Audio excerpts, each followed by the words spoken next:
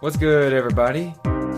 Welcome to another episode of The More You NoCo, a podcast about the people and community and ideas of Northern Colorado. I'm your host, Ivan Wayne. Don't dip your toe in the water. Let's jump in.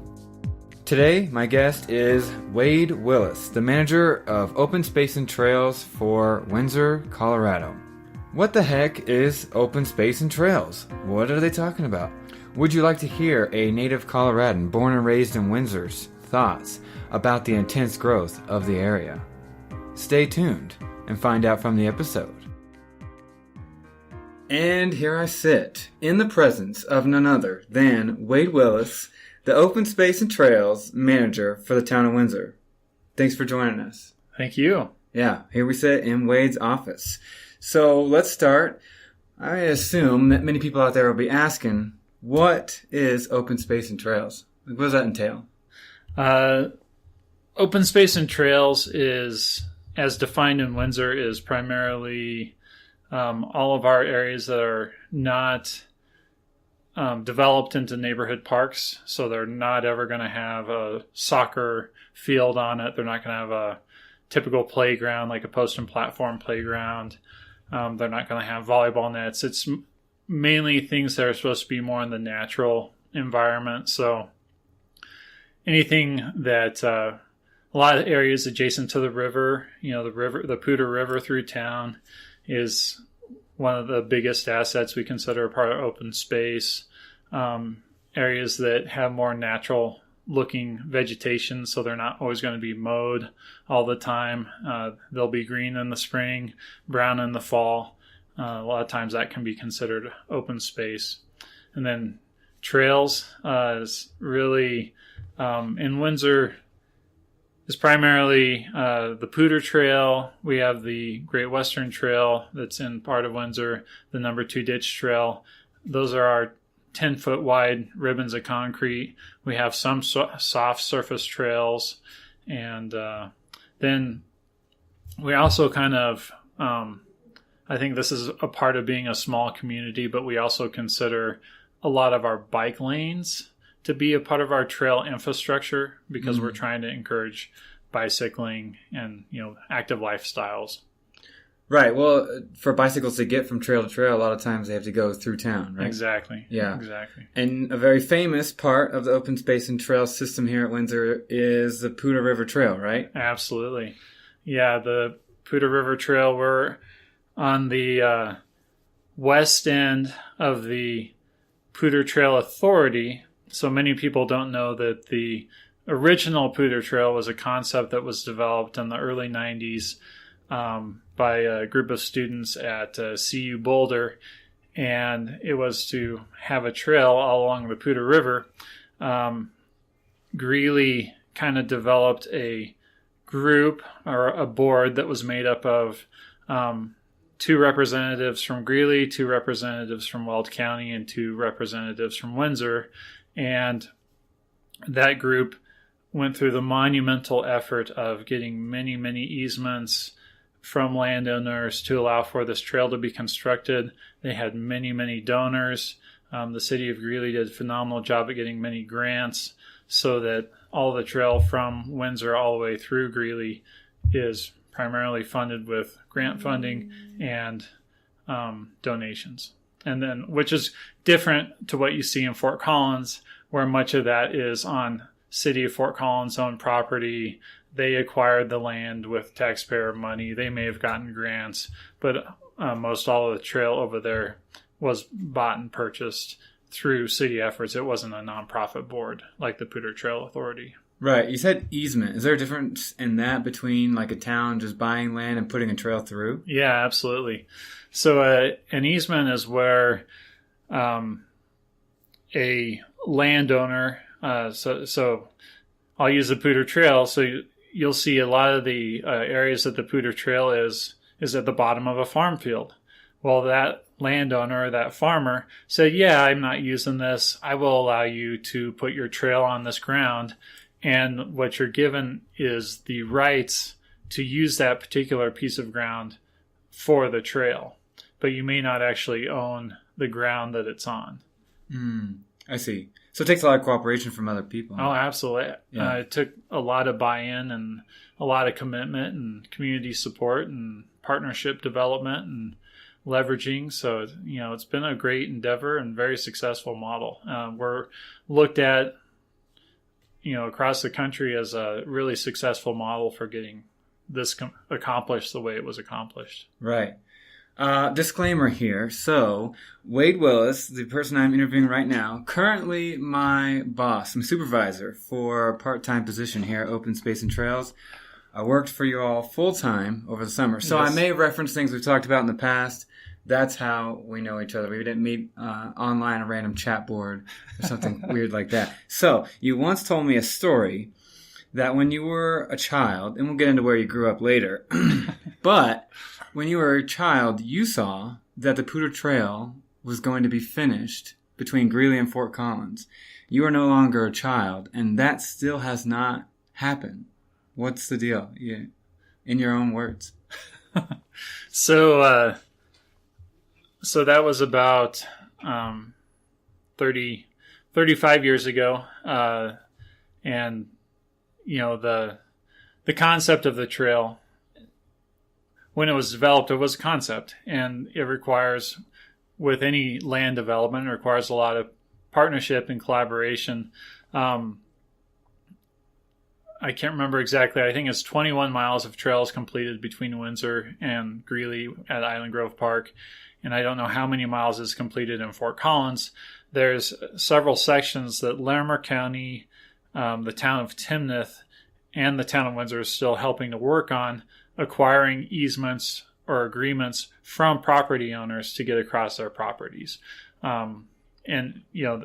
It's real obvious some of the biggest barriers. One of the biggest barriers is I-25. Mm-hmm. There's really no way to get across I-25. Fortunately, there's some funding that has come available for doing some major improvements to the interstate. And one of the improvements will be raising or making the bridge higher where the Poudre Trail or the Poudre River goes under I-25, which will allow for putting a trail underneath there. And you'll see if you drive up along I-25 north of Harmony, you'll see there's a trail right behind Walmart where the trail is completed. If you go on the west side, you'll see there's parts of the trail completed in Fort Collins. Yeah. And then there's other landowners that the city of Timnath and Larimer County are negotiating with to try to get the trail completed all the way back up to River Bluffs, where that is our far west end on this side of the interstate. Yeah, and this has been going on for decades, though, right? It has, and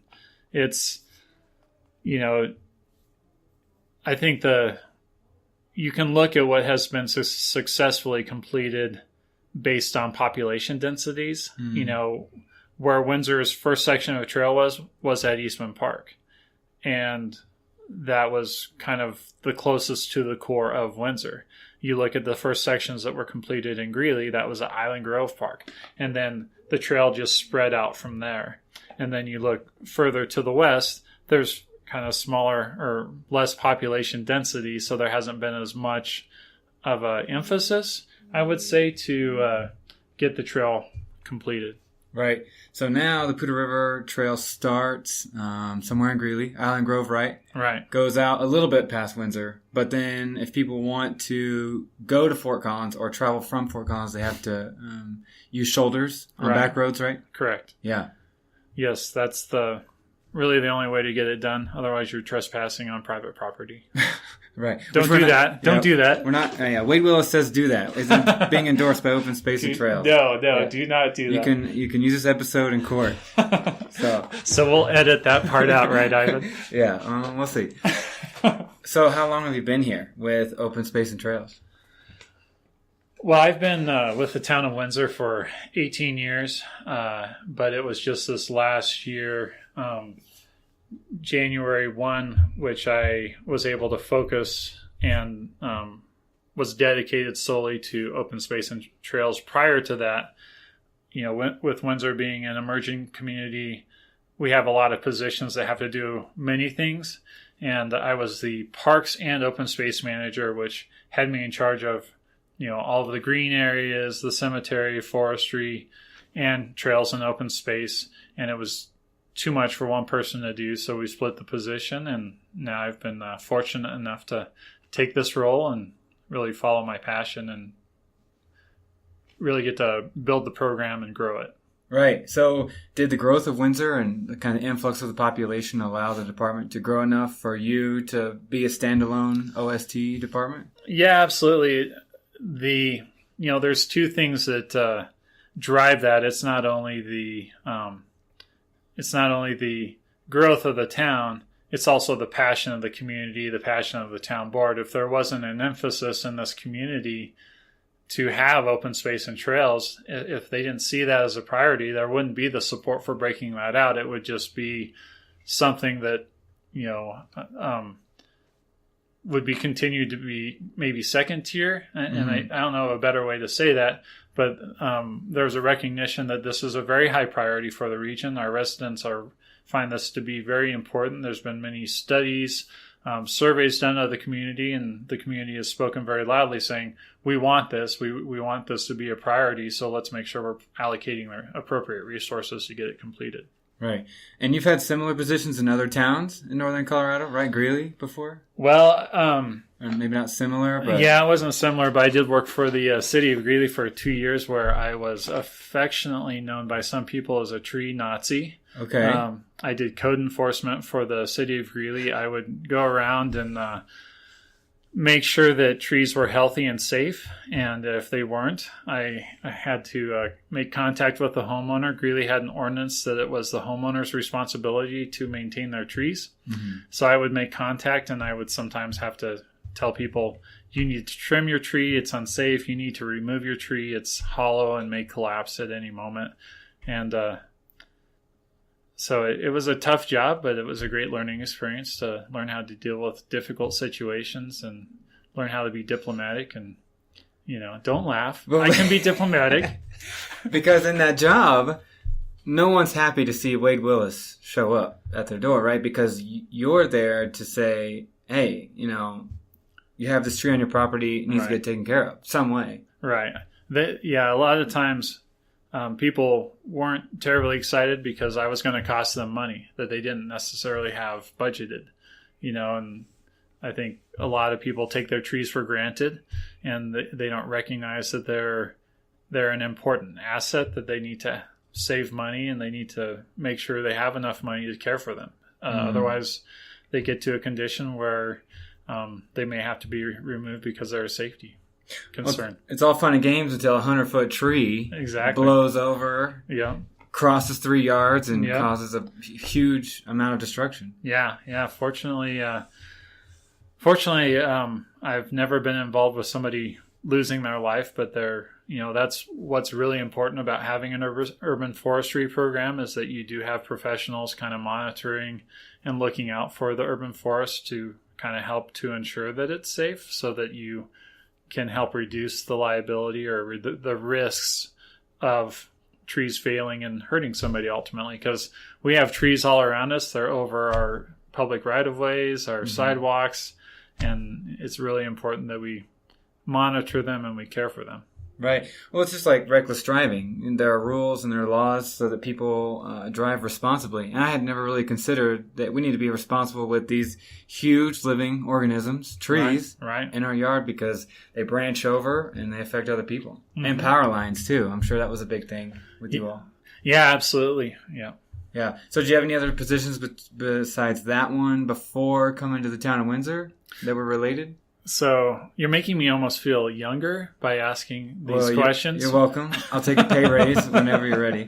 I'll get right on that. So I was in Greeley for 2.5 years, and then before that, I was a seasonal in Loveland, just helping take care of their tree program. And then before that, I was in college. So I've spent my entire professional career in this area. Right. Okay. So where'd you go to college?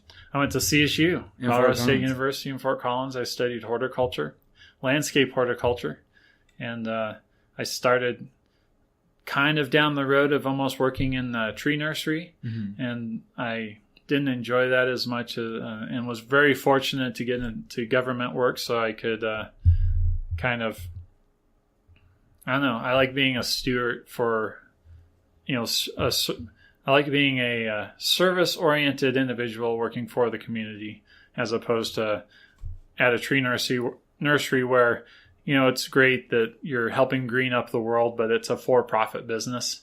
So there's different drivers there, whereas my motivations for working in government is to serve the community and help create a healthier world. And yeah. Right. Well, at the end of the day, at a tree nursery, you're pushing product. You're making sales. Yep.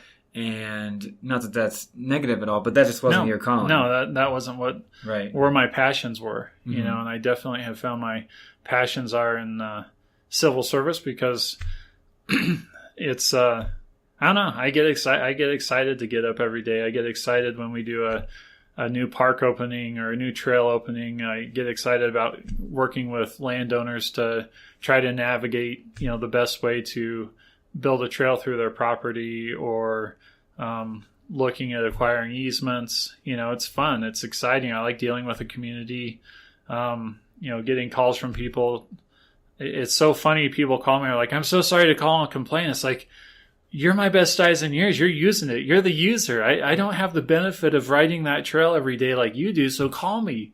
Tell me what's going on out there. If there's an issue, I'll address it, Right. So I don't know. I like that aspect of things, and it's fun for the most part.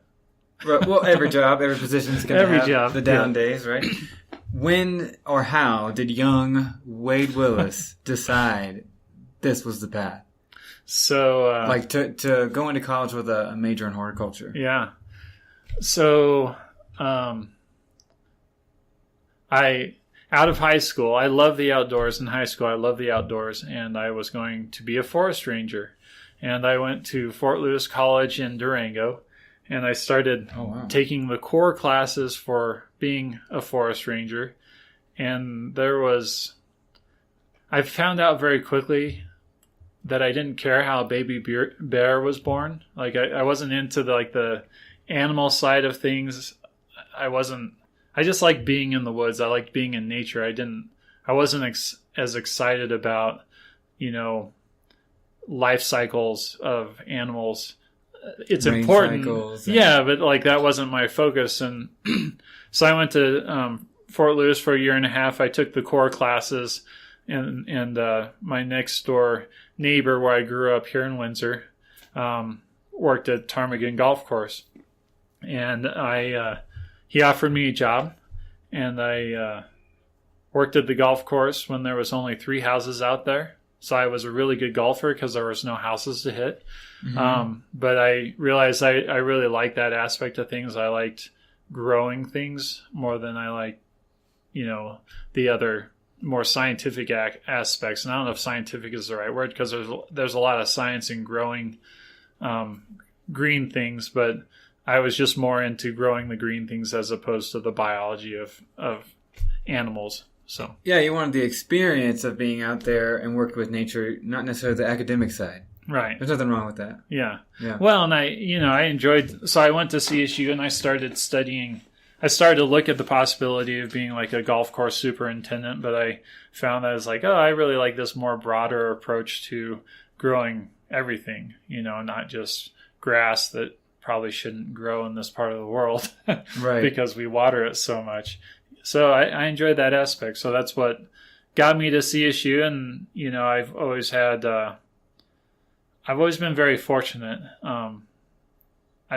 I met a lot of people that were like, what are you going to do with that? Or what are you doing with your life? And they'd say, I don't know.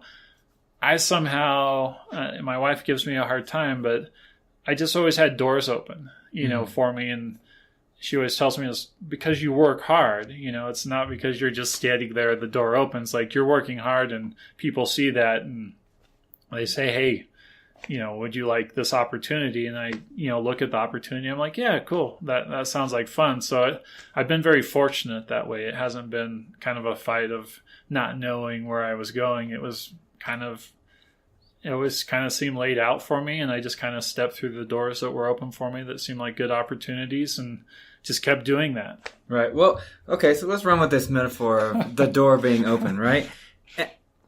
there's a handle on the door, and someone has to reach and open it. Whether that be you through personal initiative to open that door, to open it, obviously, or there's someone on the other side who's willing to give you the benefit of the doubt. Right. Do you think growing up in Windsor, but you got jobs outside of Windsor, so Oh yeah, not necessarily that, but yeah. I had I don't know.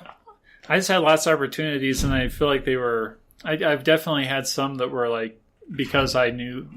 I shouldn't say because I knew people. I certainly felt like I earned them, but there were jobs I got where I didn't know anybody. I just walked in the door and had to interview like anybody else, and I got the job. So yeah, I don't know.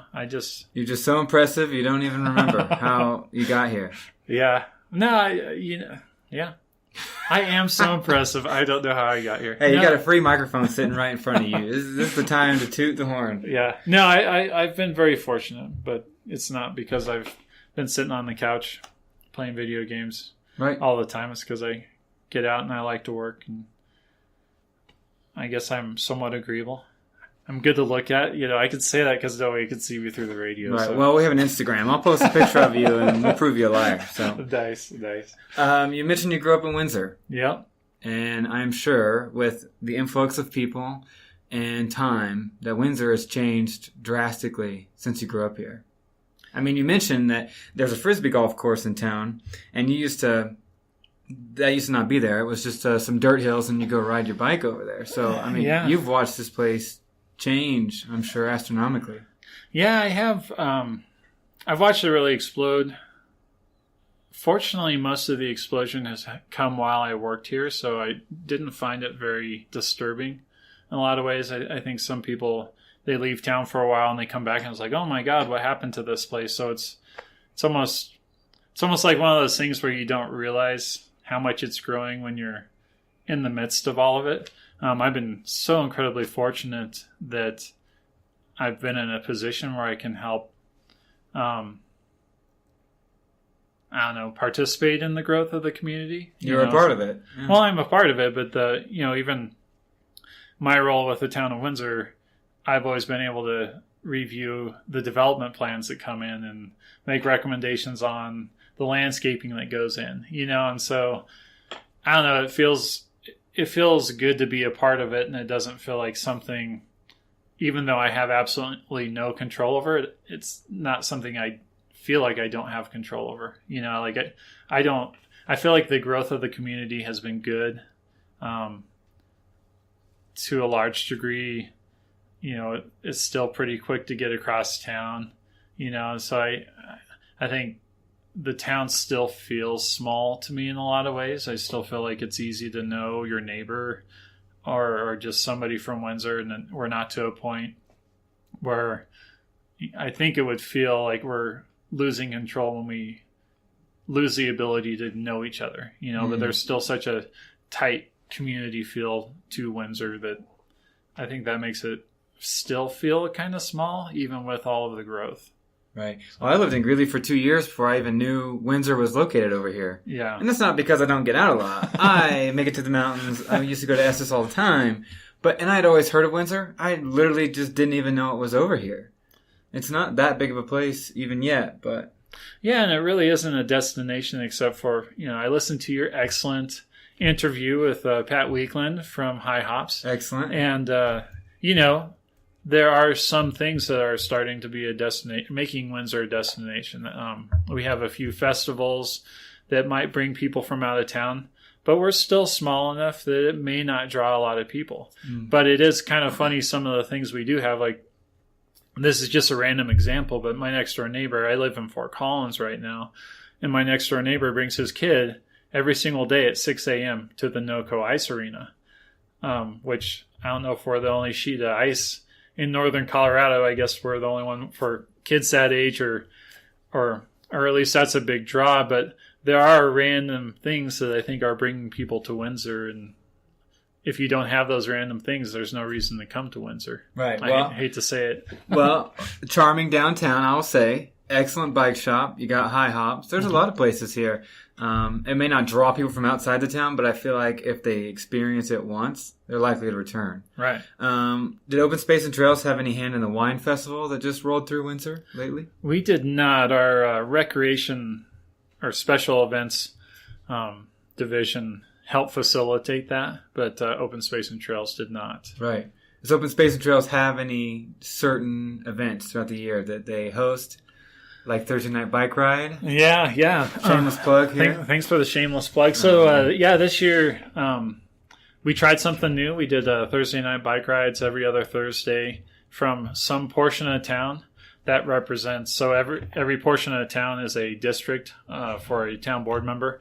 We did a ride from every district or each district every other week to the Boardwalk Park concert series. And the intent was to get people out on their bikes and experience some of our excellent amenities that we have for getting around town, like the number 2 Ditch Trail, the Great Western Trail, the Poudre Trail was a part of it. The coolest ride the one I enjoyed the most this summer was from Abador Circle Park. That was our furthest ride, and we had a family of 5 that came to participate, and it was it was the most.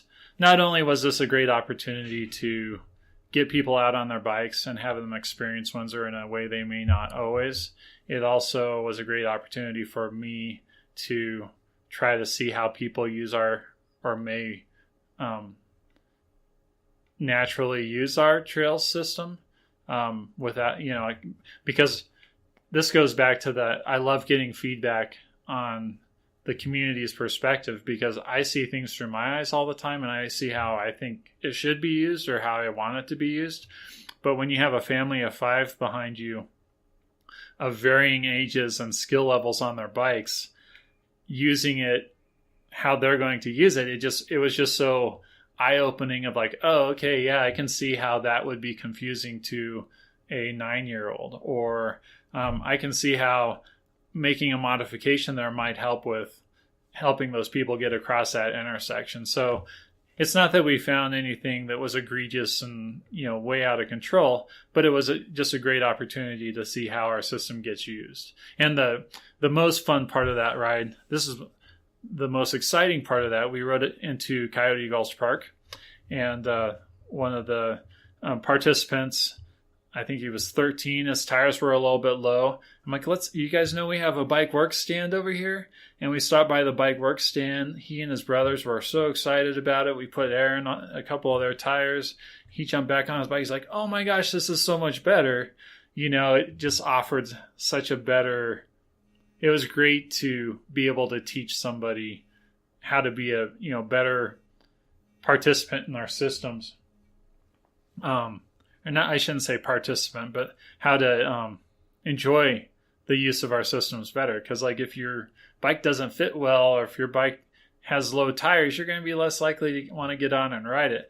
Now that guy has the ability to jump on and be like, oh, my tire's low, I'm going to go air it up because I want to ride more. Yeah. So that was fun. It was real fun. And then this Saturday, we have the Biketoberfest, which is just going to be a bike ride around Windsor. You coming to it? What, this weekend? Yeah, Saturday. I totally did not know. Oh, come on. Biketoberfest. So it starts at 11 o'clock at Eastman Park. Tomorrow? Yeah, tomorrow. Okay, well, I don't know if we're going to get the episode out by then, but, we can try. That's right. We're going to be riding around town and ultimately end up at Boardwalk Park at the Oktoberfest, which is at 1 o'clock. And then in October, we have a mountain bike ride through one of our only soft surface trails in Windsor, where we'll be showing people kind of skills riding around on soft surface trails and just having some fun in the little open area we have on the west end of town. Right. Yeah. Do you have any projects on the rise? So big stuff coming up? Yeah, my number one priority is trying to get a connection for the west end of town into the core of town. And when I say the west end of town, kind of the Highland Hills or Highland Meadows area down to the core of town. So I am currently working on getting some design drawings for a trail through Kiger Reservoir. which will be a major piece of that trail. Ultimately, the trail is going to connect into River Bluffs, we hope. And then from the east end of Kiger, we're going to go basically, hopefully, coming in front of High Hops Brewing and then hooking up into our number 2 ditch trail along 17th Street. So that's probably the biggest project I'm working on right now. So have you been working with Pat Weekland at all? Yeah. I've had some great conversations with Pat and Amanda, and we're looking forward to working out hopefully what's a great benefit for everybody to get across that area. Right. I don't know if I mentioned in the podcast, but you get $1 off there if you ride your bike in. Yes. So this is a reciprocity situation. Yeah, and one Monday a month, I kind of host a little meeting at High Hops where we just sit and we talk about bikes and trails and open space. And if you're interested, send me an email. Okay. Yeah, we'll get to Wade Willis's contact information. People are clamoring for that as we speak. Do you get similar requests these days? We want this specific thing in Windsor. We've been thinking about X or similar complaints that kind of like gear some other future projects that might come along. That's a good question. I get lots of requests. It seems like primarily the requests we get right now are all related to getting the Poudre Trail completed or getting that connection between West Windsor to the core of town. So those are really my driving focus. I can't think of any others that have really kind of have driven other decisions. We are looking at doing more open space acquisition. Just within the last 2 or 3 years, we've acquired 300 acres of open space. One was through a purchase of the Kiger Reservoir, which I mentioned a second ago. We were going to be building a trail around. And then the other, we were donated 150 acres. It used to be the Kodak Watchable Wildlife Area along 257. And that was donated to us, I think, 2.5, 3 years ago. And that'll be a cool amenity when we open that in the future. And I don't know when that will be.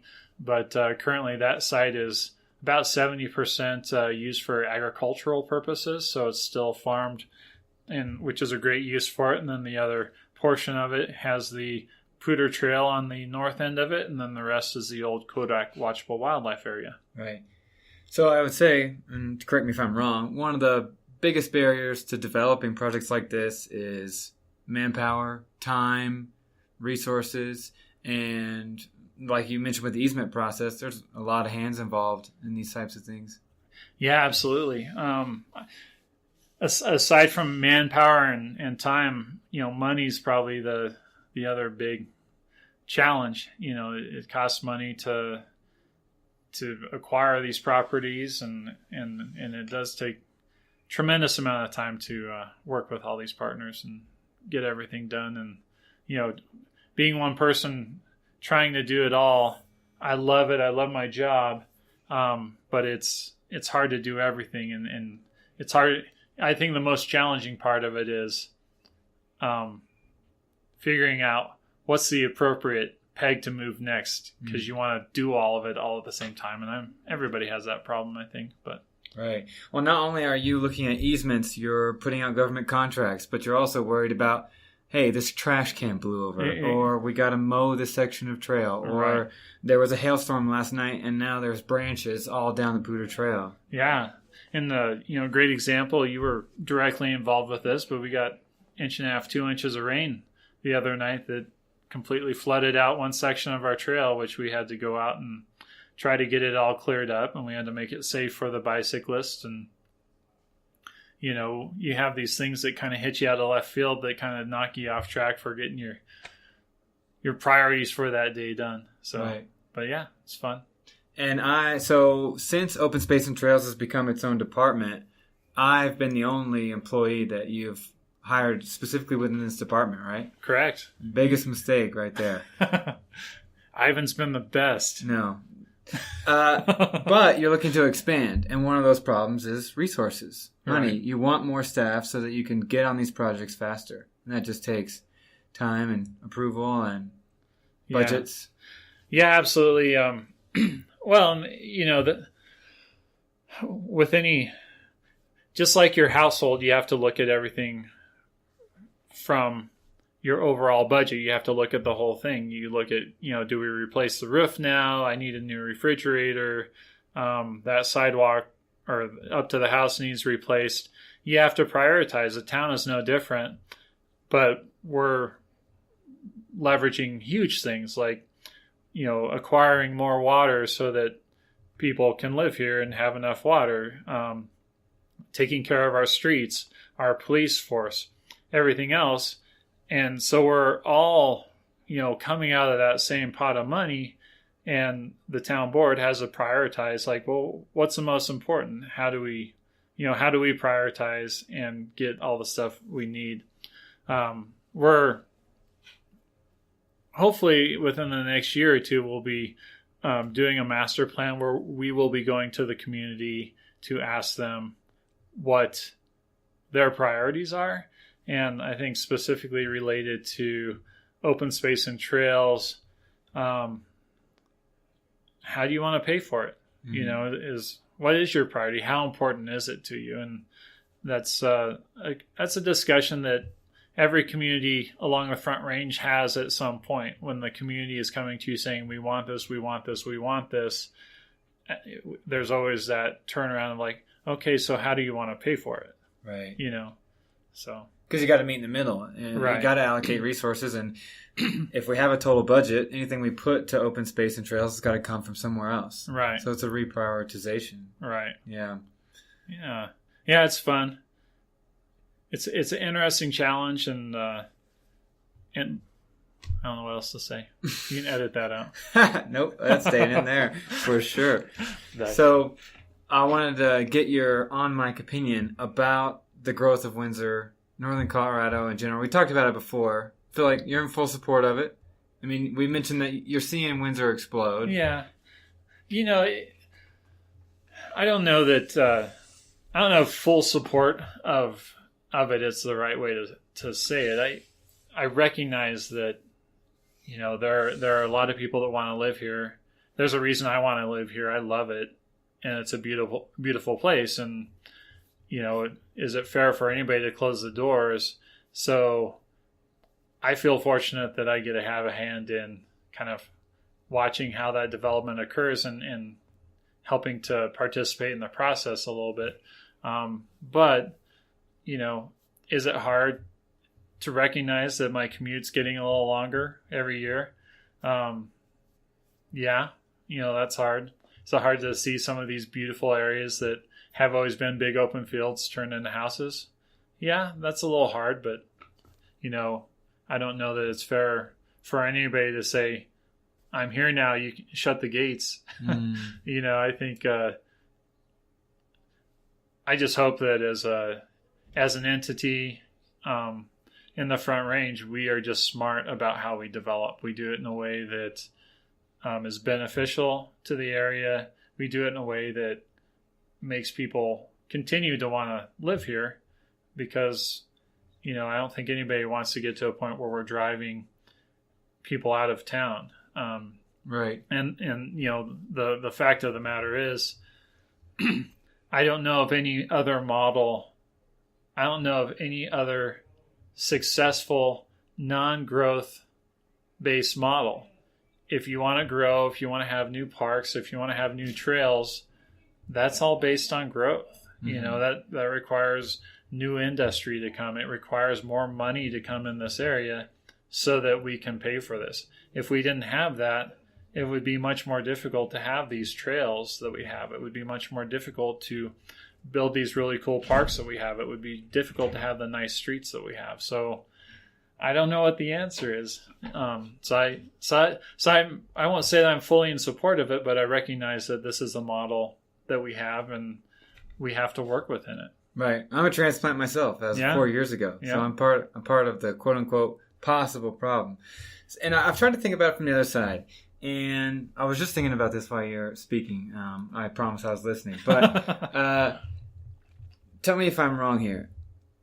It makes me think of like a party. So at first, you are happy when people show up. You're like, oh yes, they're validating the party. It's getting a little better. You know, no one wants to go to a house party where there's 2, 3 people, 4 people you don't know. Everyone's awkwardly standing around. Hey, where's the punch? Right. Are you ordering food? But then all of a sudden, 10 people, 15, 20, 25. Okay, like this party's great. It's fun now. 30, 40, 50, 60 people get in this house. And at some point, new additions stop being an enjoyable part of the party. And I imagine that for some people who were born and raised here, maybe even for multiple generations, that could be a little bit of what they're feeling. I've tried to see it from the other side. Obviously, I moved here. I love it here. I enjoy it here. But I can see the other side of it, too. Yeah. And that's a good analogy. I think that's where I reference... and I can't remember if I used the right term, but that's where I reference smart growth. You know, as long as we're growing well, it shouldn't be an issue when that 50th person shows up. Mm-hmm. You know, we should, as long as we have the infrastructure in place and we can accommodate the growth, then we're okay. Where it becomes a burden is if you're going with your party analogy, if you have a house and your party would be great for 35 people and all of a sudden you're trying to cram 50 in there, you know, there may be some locals that may feel like that's exactly the issue. You know, and I think that's where that analogy is great. I think I have to look at it from more of an optimistic point of view, and it's just like, have we done a good job of planning and designing to accommodate the 50 people? Right.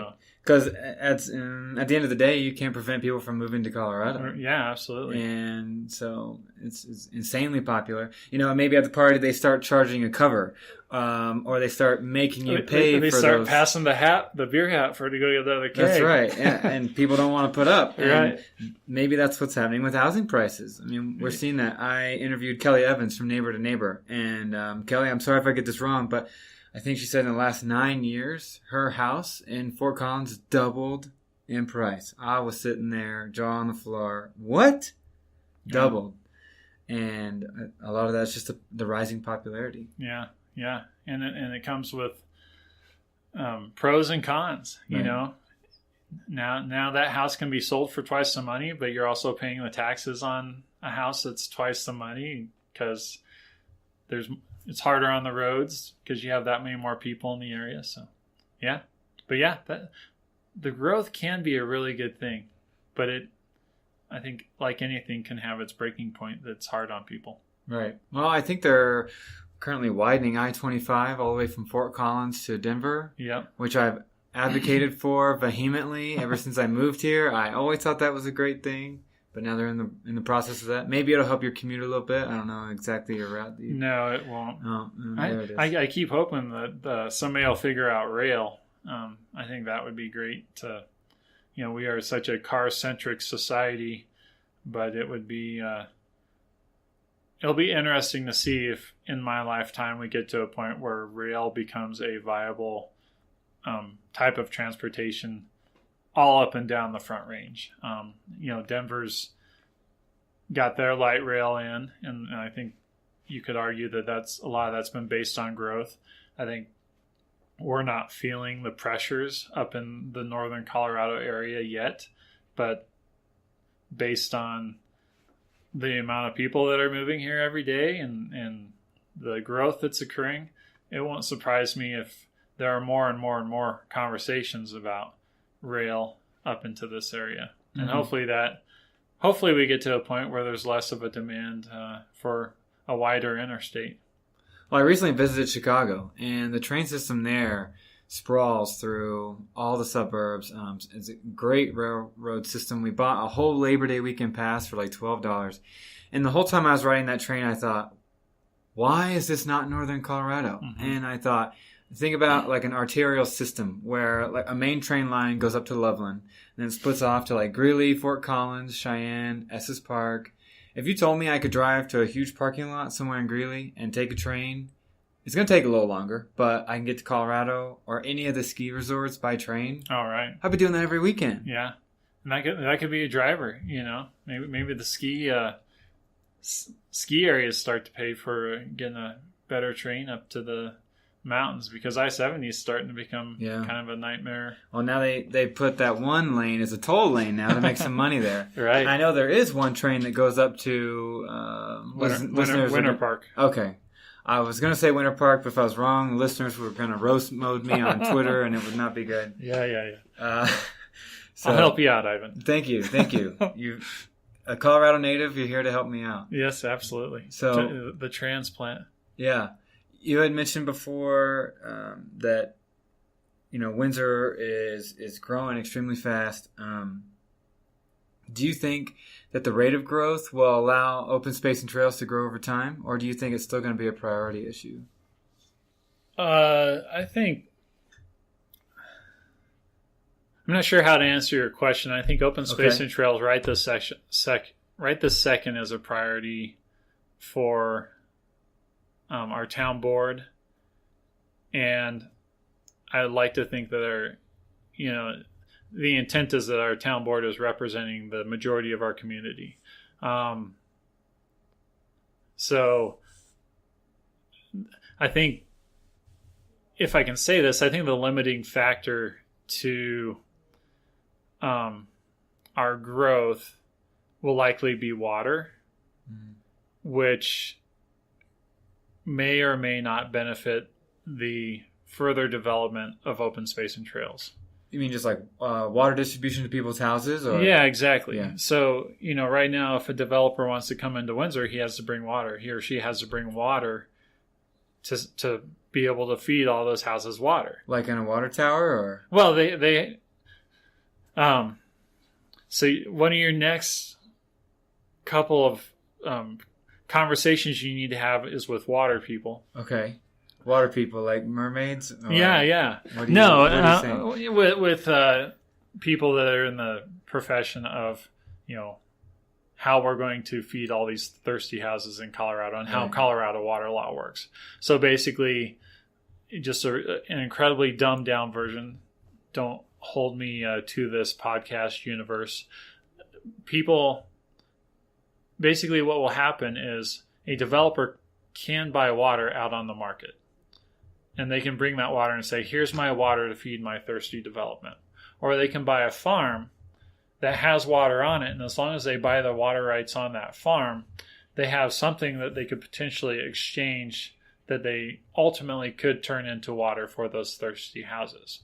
Typically, the water that goes on a farm versus the water that goes into a house are two very different. One is treated, one's not. There's also legal ramifications to how the water can be used. So it gets complex pretty quick, but water is going to be our limit to development in this area. Yeah, is it being pulled from the Poudre River? Yeah, I mean, ultimately, in the Front Range, we get water from, many different sources, including, the Western Slope. A lot of water that we use across northern Colorado is from the Colorado Big Thompson Project. It's called CBT water, and that was water that was, I guess, developed's the word I could use, developed by Northern Water to be a source that could be used in different ways. One would be to irrigate agriculture. The other would be to feed thirsty houses. Right. So. Yeah. So when you came back to work in Windsor, did you find any of it surprising? Like, for example, you grew up in Windsor, and then all of a sudden, Windsor was growing while you were in Durango at college, working in Greeley. You come back. Now you're not only spending time in Windsor, but you are in pseudo charge of different pieces of Windsor. Did anything surprise you working for this town you grew up in? Is there any experiences working for Parks and Rec and Open Space and Trails that changed your mind or you didn't expect to interact with? It's a good question. It's a hard question to answer. So when I left Windsor, I want to say it was like 6,000 people, and that was only for a year and a half. And obviously I visited. And then, I would say by the time I was done with college and I came to work for Windsor, we were around 10,000. And so we've grown, exponentially since then. What is the population now? Close to 30,000. 30, okay, yeah. So as far as surprises, I don't know that there's anything surprising about it. I think I would call it just more fascinating. It's just fascinating kind of how the sausage gets made. It was fascinating to find out how the Poudre Trail was developed and all the critical partnerships that were made. It's fascinating to kind of hear the developer's perspective on what it's like for them to bring in a development and meet all of the standards that are required.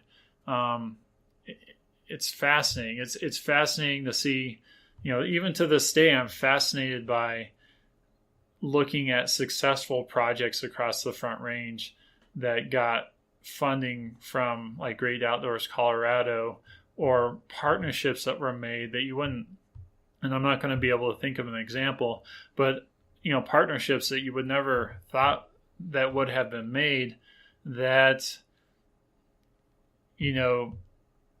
are helping the Front Range become a better place.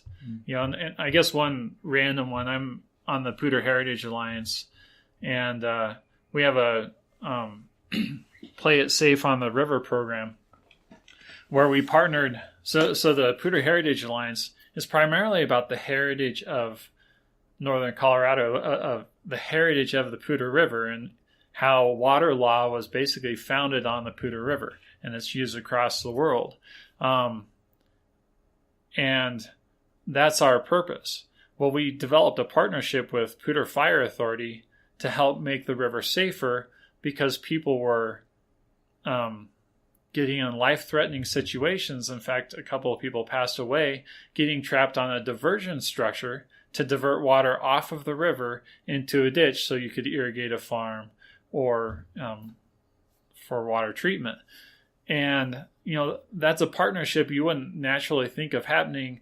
A history organization and the Poudre Fire Authority trying to make the Poudre a safer place, but we see the benefit from the Poudre Heritage Alliance of those structures are important.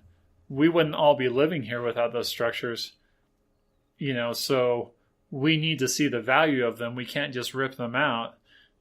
Partnering with the Poudre Fire Authority is like, stay off of those, they'll kill you. Here are the safe ways to get down the river. So, I think there's many, many, many examples like that in Windsor and in northern Colorado where it's like, I never would have thought those people would partner. Right. So, and I've had a similar experience over this summer. I remember when I first found out that there was a bike trail connecting Greeley and Windsor. That was my first time into town. My first time even hearing about or experiencing Windsor was through the Poudre River Trail.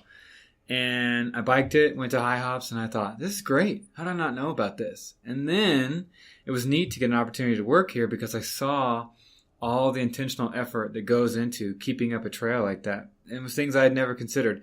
I never noticed that there were trash cans on the Poudre River Trail until I was tasked with going out and changing them right after a big rainstorm, which is super fun. Yeah, especially the ones full of dog stuff. Right. Oh, yeah. Explaining to my friends how bad trash day was on the Poudre River Trail, and they just look at you, and I think, okay, people, process. What is in these trash cans right next to these the river bike trails? Well, it is hundreds of bags of dog poop that people responsibly. Yes, thank you, responsible dog citizens, guardians, placing them in the bags. Anyway, it's like peeling back the curtain, and I think sometimes it's neat to see stuff like that, and all the intent that goes behind spaces that you want people to enjoy.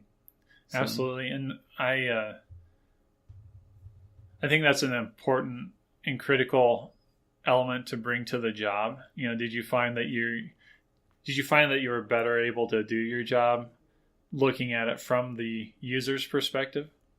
Right. Yeah. No, you would recommend that I go out and try to, put a lens on as if I were riding the trail. Because definitely sometimes you can get out there in our Ford Ranger and you're in work mode. So you're not looking close enough. But especially if you're out there on a bike, you notice things that you would not have picked up otherwise. And I think always keeping in mind that it's not just a to-do list. It's kind of like what you're talking about with the passion. I always try to keep in mind that the point of my efforts out here were to make people's weekends or afternoons great on the trails. And we needed to make an environment that was enjoyable out here. And ultimately, you need to look at it with that lens and not just, I'm here to get my hours and I'm going to cut this grass. And no, you're creating an experience and people will be out there on those trails during their free time. And we just wanted it to be nice. So what was the best part of the job? What was the best part of the job? Or should I start with what's the worst part and then we finish with what was the best? Working for Wade Willis was the worst part. The best part, definitely, and it sounds corny, but it was getting paid to be out there and still getting paid to be out there. Saying that I mow and weed eat like 80% of my job, some people think, oh boy, glad that's not me. Yeah, well, come try it out because I'm out there in these spaces. And if anyone knows what green therapy is, psychology, data, and studies are proving that just someone going out and immersing themselves in nature around trees can lower anxiety. It can reduce depression effects. It can increase happiness. And so being out there, either in a truck or a mower or on a bike was a great experience. And it was a great summer job, and I would recommend to anyone to have a similar position. Wow, and I did not pay Ivan to say that. So, Ivan, do you think it would be helpful if we marketed the position as green therapy as opposed to a seasonal, open space and trails laborer? Maybe not, because if I show up for green therapy and then you tell me on day 3 that I'm going to do trash all day, it's probably not going to, or then you hand me a weed eater and a tank of gas and it's 90 degrees outside and you hand me some bug spray and you say, well, get out there, trim up those mile markers. I don't know if that's going to be the ideal green therapy people are looking for on a day off. So, what was the most surprising thing you encountered this summer? When did this turn into my interview? Hey, you said I could ask you questions. Yeah, surprising. I don't know. Well, one thing, I don't know if this is really a surprise, but I was surprised to hear that the rattlesnakes are not really out as far as Windsor, but they're a huge presence in Horsetooth Reservoir, which is not that far from here. That was kind of interesting to learn about. Let's see. I think it surprised me how grateful people were. And I will speak to the Oxbow. What is the official name of the Frisbee golf course? Oxbow Disc Golf Course. So Windsor has a 12-hole Frisbee golf course. And I was tasked with keeping it up. We'd mow fairways. We'd make it look nice. It was also a naturally kept up area. But when I was out there mowing and weed eating and I was working at Oxbow, people would walk hundreds of feet over to me. They'd tap me on the shoulder. They'd see I was listening to music or a podcast, and they'd still get my attention. I'd shut down the mower or turn off the weed eater just so they could thank me. Nice. And every time, I put a smile on my face. Sounds corny, but they were so appreciative that I was out there, and my job was to help them enjoy that space. And it was experiences like that really made me stop and think, I'm not just at work. I am at work here, but I am helping take care and be a shepherd to these types of places that people enjoy to go, and they appreciate it, and they wanted me to know. Yeah, well, I appreciate that, and that's one of the highlights of my job is, I hate to say it, a lot of times I have to go down the trail through the dashboard of our truck, and it's amazing how many people are smiling. They're kind of crusty at first. They're like, "Why are you on the trail with a truck?" But then they see who you are, and they're like, "Oh, hey," and they're usually smiling and they're excited. And I think in your interview with Dr. Barry Braun. Right, Colorado State. Yeah, you talk about how releasing those endorphins by being physically active, and people are, they're out there. We are enabling them to have a positive experience out in the environment. They are getting that green therapy, and we're helping to create that day in and day out. And how can you not wake up in the morning and just be like, I'm ready to go, because, and I think we all fail to think that, if we truly saw that, whether, in your jobs as a teacher, if you truly think about the impact that you're having on people, I think we would find it so much more motivating to get up every day, as opposed to the things that we do get hung up on. It's like, oh, I have to go deal with this negative thing at work today. And it's like, you forget to think like, hey, I got to go make somebody's day, because if it wasn't for me, if it wasn't for a person in my position, like, that trail wouldn't be there, or it wouldn't be cared for. So anyway, it's easy to get excited about that stuff. Yeah.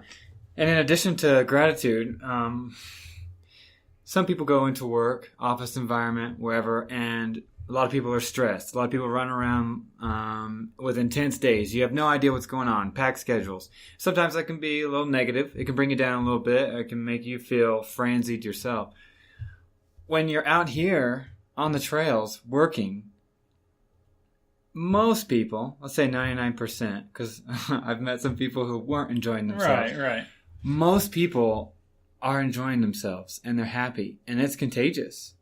And I don't even think I actually have ever really thought about this until now. But when people are that happy, and you're meeting them in a time that they're enjoying themselves naturally, organically, and they interact with you, they talk with you, and you're out there working, it makes the workday great, because in essence, people enjoying the trail on their times off are our only coworkers, because usually in open space and trails, we're out there by ourselves. Yeah. It's awesome. It's contagious. Yeah. So cool. So that's why I have the best job in the world. Right. And, if you want to come work in open space and trails, give me a call. That's right. Wade Willis is expanding the empire. He'll be putting out positions soon. But in all seriousness, if people want to reach out to you for any reason, requests, questions about Windsor, what would that be? Email, phone number, office phone here? Yeah, so you can always look at windsorgov.com.